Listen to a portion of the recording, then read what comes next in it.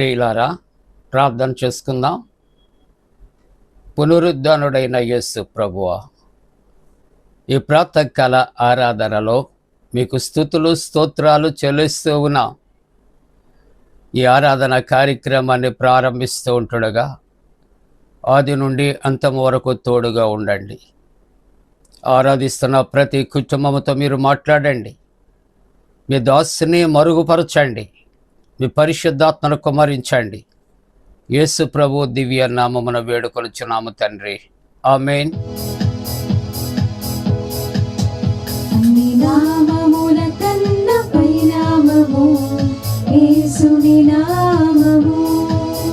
ఎన్ని తరములకైన ఘనపరచదగినది క్రీస్తు నామము. అన్ని నామముల కన్నా పై నామము యేసుని నామము. ఎన్ని తరములకైన ఘనపరచదగినది క్రీస్తు నామము. యేసు నామము జయం జయము, సాతాను శక్తులు లయం లయము.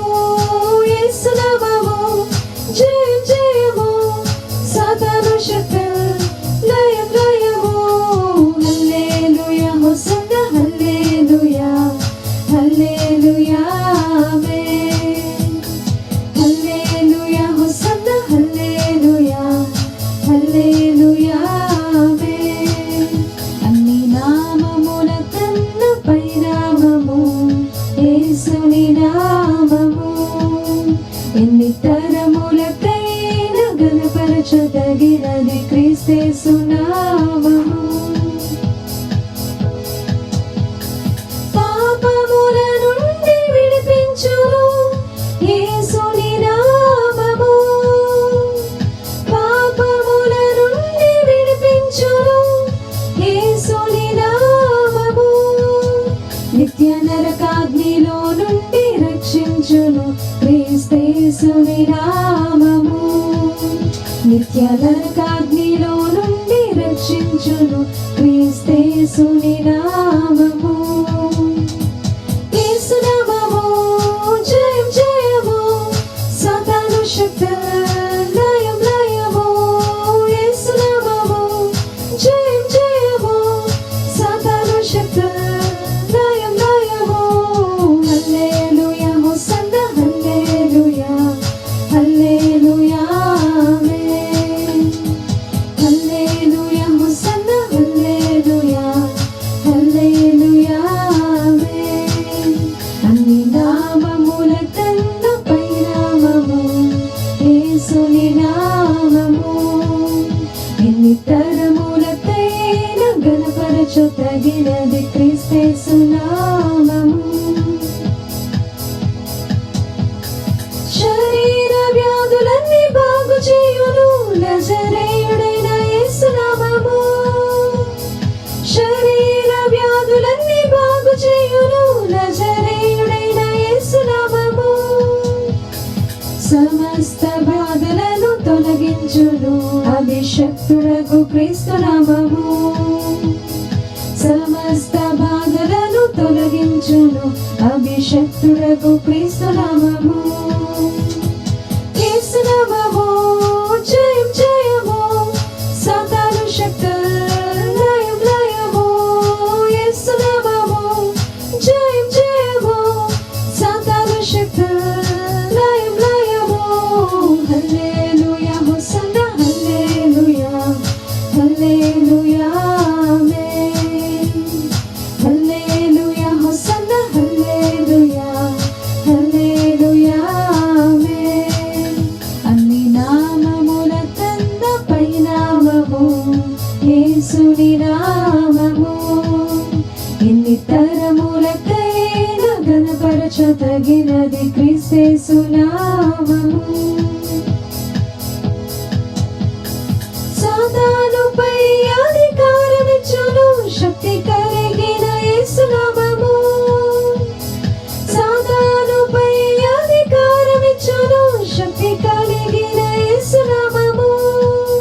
శత్రు సమూహముపై జయమునిచ్చును జయశీలుడైన యేసు నామము.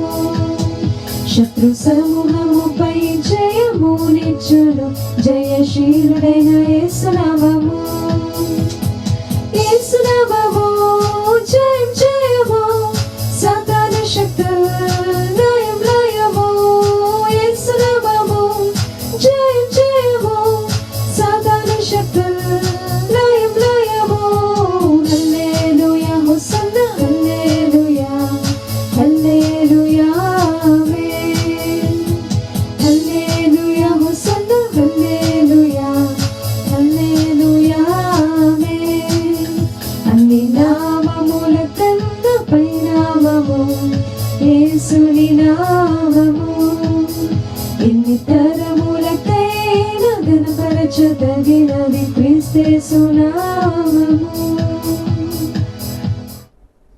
ప్రియులారా, ప్రభు పేరిట శుభాలు.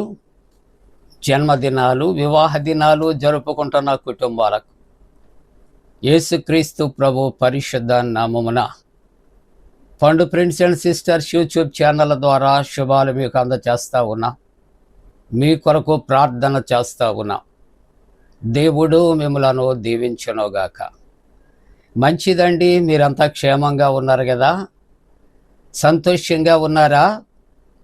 ఆరోగ్యంగా ఉన్నారా? ఆనందంగా ఉన్నారా?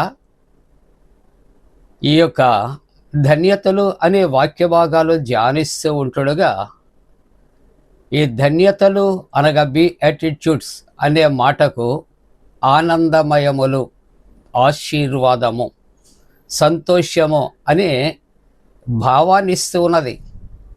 కాబట్టి ఆరాధనలో ఉన్న ప్రతి ఒక్కరూ కూడా మన యొక్క మనస్సులో ఉన్న వాటినన్నిటిని విడిచి మరచి సంతోషముతో దైవవాక్య ధ్యానాలు చేయాలని ప్రభు పేరట ప్రేమతో నేను తెలియచేస్తూ ఉన్నానండి.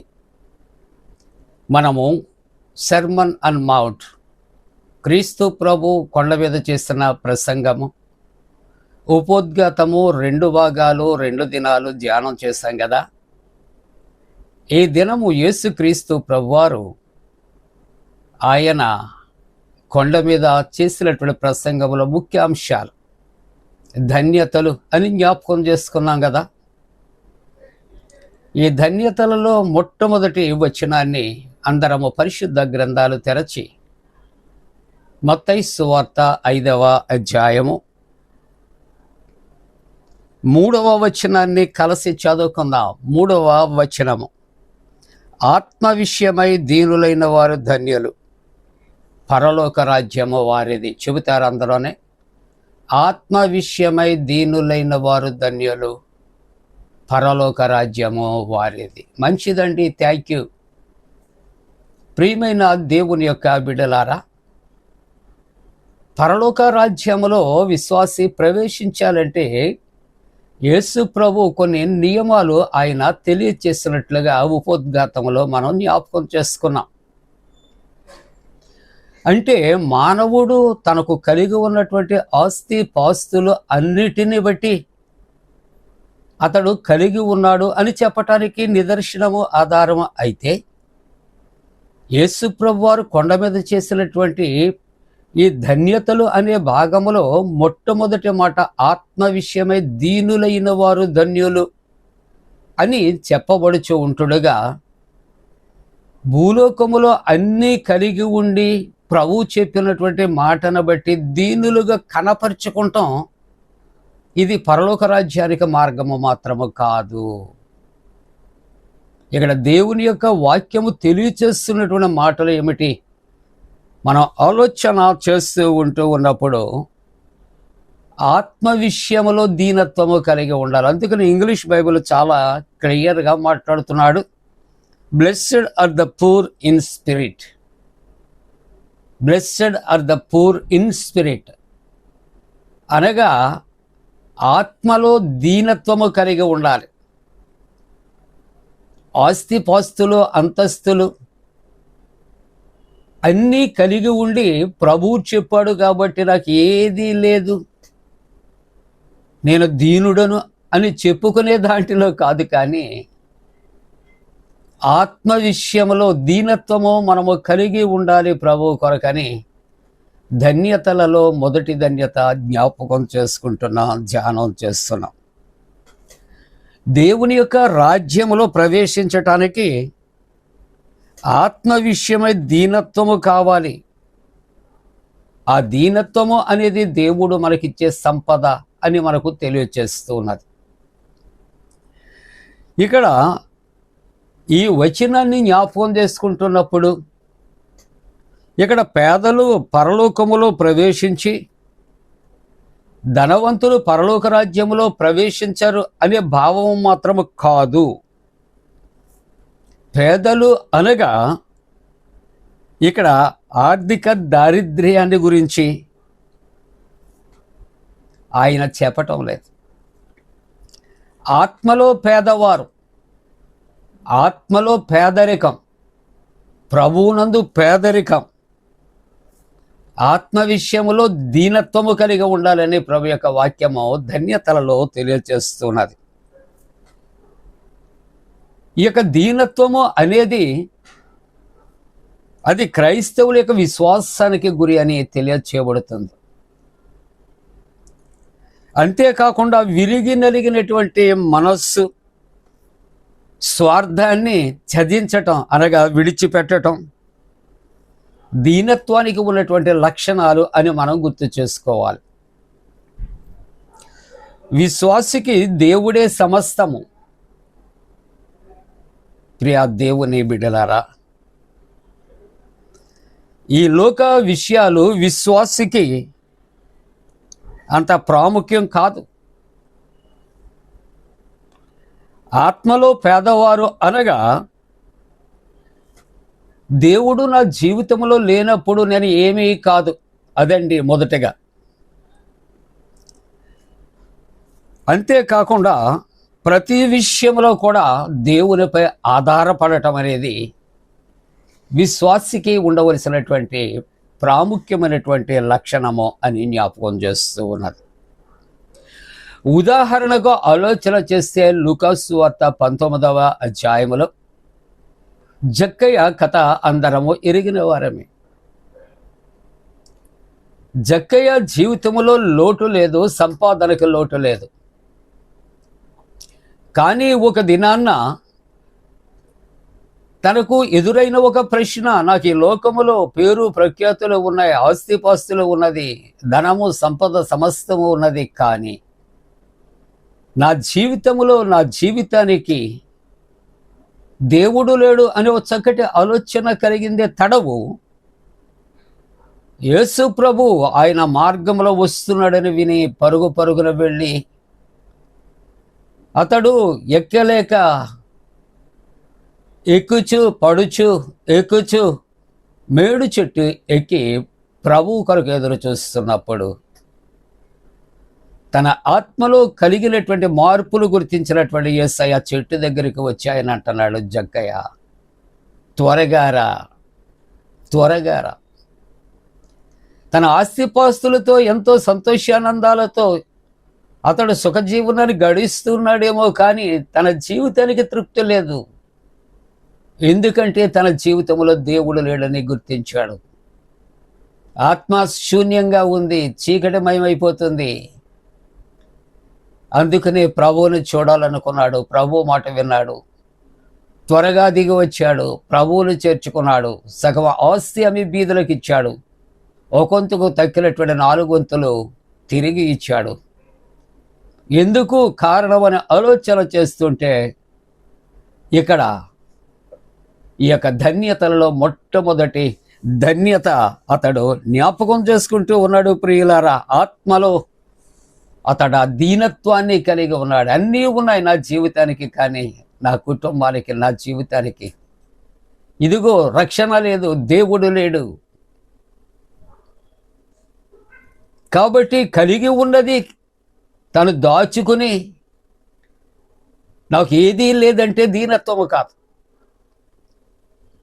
యేసుక్రీస్తు ప్రభు దగ్గరికి ఒక యవనస్తుడు వచ్చాడు. అయ్యా, నాకు నిత్య జీవం కావాలంటే యేసు ప్రభు అంటాడు, ఇదిగో నీవు ఆజ్ఞలు గైకొను.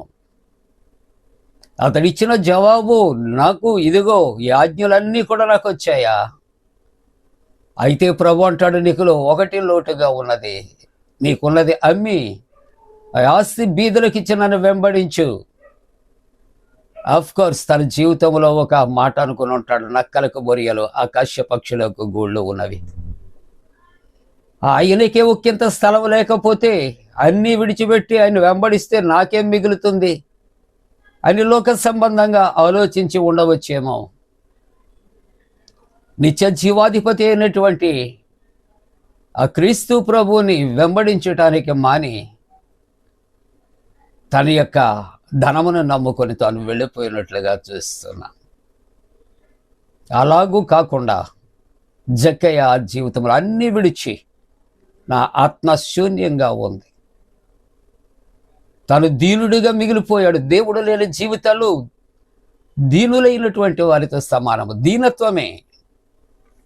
అందుకనే ఇక్కడ ఫిలిప్పీ పత్రిక 2వ అధ్యాయం 5వ వచనం నుండి 8వ వచనం వరకు కూడా క్రీస్తు యేసు ప్రభునకు కలిగిన ఈ మనస్సు మీరు కలిగిన ఉండండి.